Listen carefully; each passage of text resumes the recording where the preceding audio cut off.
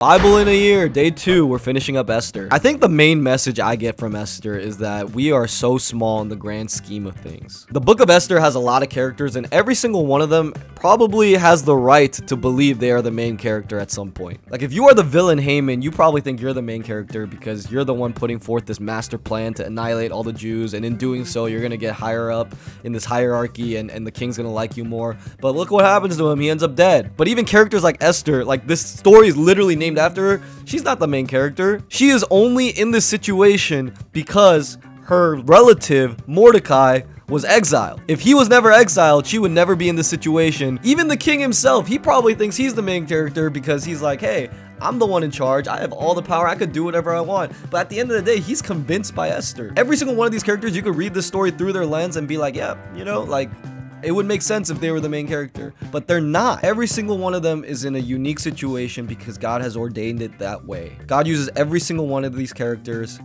in the way that he chooses, which shows that God is so much more infinite and cosmic in nature than we can possibly understand. Because this is not a story about Esther, this is not a story about Haman, this is not a story about Mordecai, it's not a story about the king. This is a story about God saving his people.